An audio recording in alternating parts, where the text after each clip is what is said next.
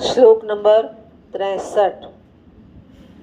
દાનમ ભોગો નાસ્તિ અસ્ત્રગતયો ભવતિ વિત્તસ્ય યો ન દદાતિ ન ભુંગતે તસ્ય તૃતીયા ગતિ ભવતી. આપણે શીખ્યા હમણાં સવાલ એ છે ધનનો મહિમા. શું કહે છે કે ધનની 3 ગતિ છે: દાન, ભોગ અને નાશ. આ ત્રણેયમાંથી કોઈ એક થાય જ. આપણે ધનના મહિમામાં સમજી ગયા. પહેલાં તો તમારી પાસે છે, જો કોઈને જરૂર હોય એવી વ્યક્તિને આપો, સુપાત્રને. બધું નહીં, થોડું ઘણું. ત્યાર પછી તમે જે કેટેગરીમાં જીવતા હોય, જે લાઈફસ્ટાઈલ હોય, જે સમાજ હોય એ પ્રમાણે રહેવાનો પ્રયત્ન કરો, લગર વગર ના રહો. ત્યાર પછી વધે છે, ઘણા બહુ ચીંગુસ હોય, સંગ્રહ કર્યા જ કરે. તો એની 2-3 પેઢી એવી આવે, 2-3 પેઢી પછીની, કે બેઠા બેઠા ખાય બધું પૈસા ઉડી જાય. એટલે કશું નથી થતું, તો છેલ્લે ધનનો નાશ પણ થઈ જતો હોય છે. એટલે ધનનો ઉપયોગ અહીંયા આપણને ગણિત બતાવ્યું છે, ચક્રાકાર વૃદ્ધિ ચલાવવી. પૈસા છે એને તમારે ચક્રાકાર ફેરવવા. તમે ભણવા આવો છો તો તમે પૈસા ભર્યા છે?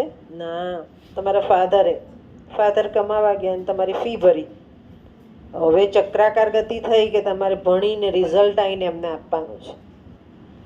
આ ધનને ચક્રાકાર ફેરવવું પડે.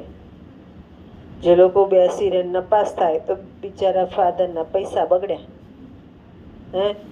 એટલે આપણે વિજ્ઞાનમાં ભણ્યા હતા, પરોપકારી કડી છે આખી આપણી જીવનની.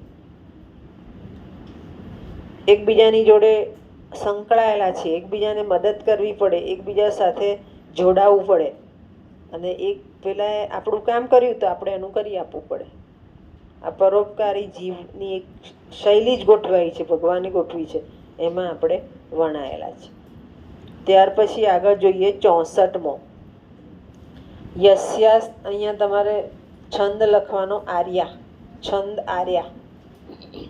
આગલા શ્લોકમાં 63માં આર્યા છંદ. હવે આગળ જુઓ 64. યસ્યાસ્તિ વિત્તમ સ નરઃ કુલીન સ પંડિત શ્રુત્વાણ ગુણજ્ઞ ઇવં વક્તા સચ દર્શનીય સર્વે ગુણઃ કાંચનમ આશ્રયંતી. આ બહુ પ્રચલિત ઉક્તિ છે, સર્વે ગુણા કાંચનમ આશ્રયંતી. આ પણ આપણે ધનના મહિનામાં શીખી ગયા કે જેની પાસે પૈસો છે એ મનુષ્ય કુલીન છે, પંડિત છે, શાસ્ત્રોનો જાણકાર છે, ગુણનો પારખું છે, વક્તા છે, દેખાવડો છે.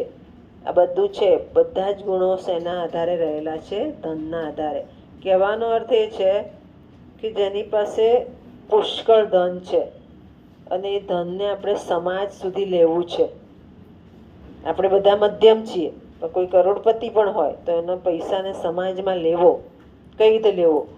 તો એની પ્રશંસા કરવી. આપણે કહેતા મોટા બા બનાવો, સાહેબ બનાવો. એને કેમ છો સાહેબ એમ કહેવું, એટલે એના પૈસાનો ઉપયોગ આપણા સમાજ સુધી લઈ શકાય.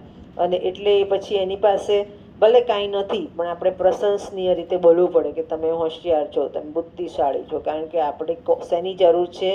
આપણે નહીં, આપણા સમાજને એના પૈસાની જરૂર છે. માટે એ ધન જેની પાસે છે એ ધનવાળી વ્યક્તિને આપણે આવકારવી જ પડે છે, ભલે એ ડફોળ હોય તો. એટલે ગુજરાતીની કહેવત છે, નાણાં વગરનો નાથિયો, નાણે નાથાલાલ કહેવા પડે. એ નાથિયા એમ ના કહેવાય. એમ નાથિયો કહીશું તો પૈસા સમાજમાં નહીં આપે. પણ ભાઈ તમે બહુ બુદ્ધિશાળી, તમે બહુ હોશિયાર, તેમ તમે મારી પ્રશંસા કરીને એ રીતે આપણે સમાજને ઉપયોગી એનો પૈસો લઈ શકાય છે.